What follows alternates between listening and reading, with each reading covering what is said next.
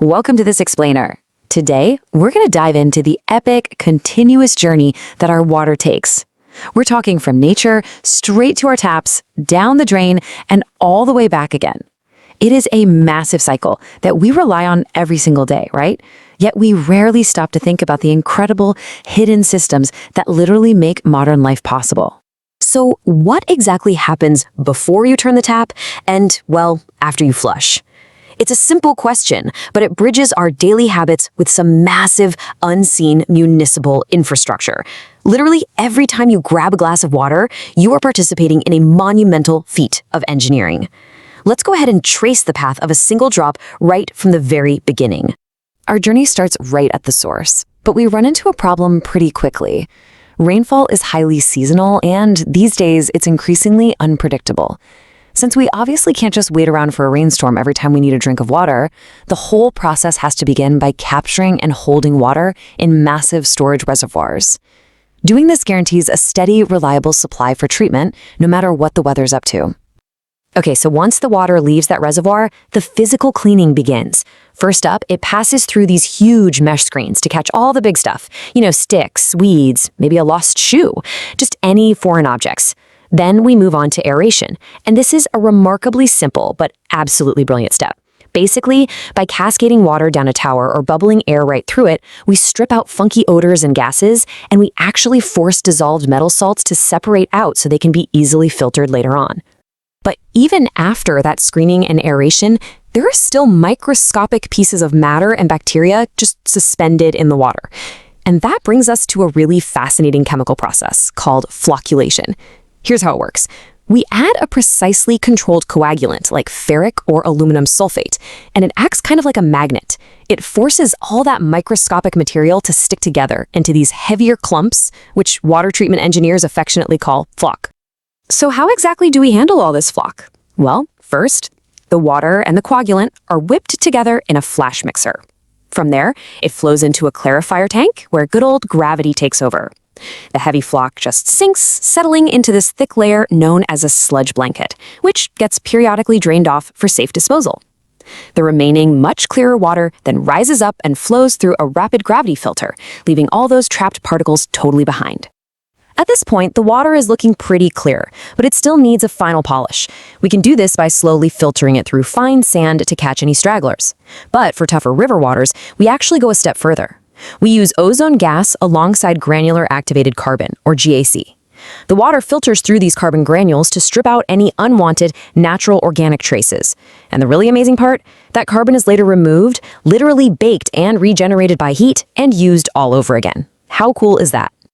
Okay, we are almost at the finish line for drinking water. Before leaving the plant, the water undergoes its final prep. It sits with a small, strictly controlled dose of chlorine. And honestly, this is still the most effective method worldwide to ensure absolutely no harmful bacteria remain. Finally, the pH level is carefully balanced. This is a super vital adjustment because it ensures the water isn't too acidic or too alkaline, which protects the water itself and stops our massive pipe infrastructure from corroding. And hey, speaking of that infrastructure, that perfectly balanced, clean, and safe drinking water is then fed into a staggering 43,000-kilometer main pipe network. I mean, wow, that is a massive, invisible grid wrapping around the entire region, leading directly to your home so that clean drinking water is ready and waiting the absolute second you turn the tap. But of course, the journey doesn't end at the tap. Not even close. Once you use that water and it swirls down the drain, a whole new, equally massive process begins.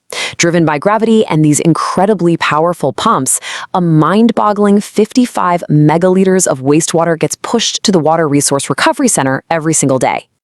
Let's put that staggering volume into perspective for a second. The city has to process enough waste to fill 22 Olympic-sized swimming pools every single day. That is just a monumental, continuous flow of wastewater moving right beneath our feet, totally out of sight. Now, dealing with that kind of volume really requires everyone's help. When the wastewater arrives, it hits filter screens designed to catch large waste. But, And this is a big but. There is a strict list of things that should never be flushed. Wipes, paper towels, food waste, garbage. And yes, believe it or not, people actually flush toothbrushes. Because these inorganic materials just do not break down, they have to be manually removed. And worse, they'll clog the pipes right inside your house and can literally paralyze the city's infrastructure before the water even makes it to the treatment center. It all really boils down to a very simple golden rule for our daily lives. To protect this massive infrastructure, you just need to remember the 3 Ps. Only pee, poo, and paper, as in toilet paper, should ever be flushed down your toilet. Seriously, that's it. Sticking to this fully biodegradable list ensures the water can smoothly enter the first stage of actual treatment without causing a total disaster. So once the unsavory items are screened out, the water enters the primary treatment tank, where the waste literally splits in 2 directions. The heavier organic solids, they sink straight to the bottom to form a heavy sludge. Meanwhile, fats, oils, and grease rise right to the top, forming a scum layer that just gets scraped off. Both that top scum and the bottom sludge are sent away to a digester, while the remaining liquid left in the middle, which, by the way, still holds tiny bits of organic waste, flows right along into a second treatment tank. And inside that second tank is where the magic happens. We unleash nature's ultimate cleanup crew. We pump oxygen directly into the water to fuel these hungry microbes, allowing them to literally eat away all those tiny bits of biodegradable organic waste that are still suspended in the liquid. We're essentially just harnessing nature's own processes here, but doing it on a massive industrial scale.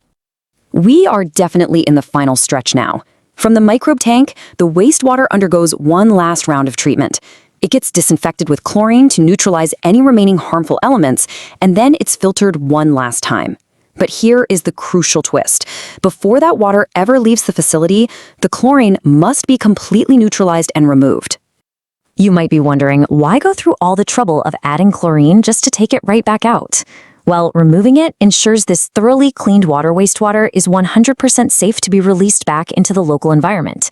In this specific case, it safely flows right into the Speed River. The water returns to nature, completely closing the loop and finishing its incredible cycle. It's out there, ready to eventually become rain and start the whole shebang all over again. So, I'm going to leave you with this final thought. The next time you turn on your tap, are you just going to see water, or will you see the incredible hidden journey it took to get there? Hopefully, this explainer gives you a brand new appreciation for the massive, invisible engineering feats happening right beneath our feet every single time a drop falls.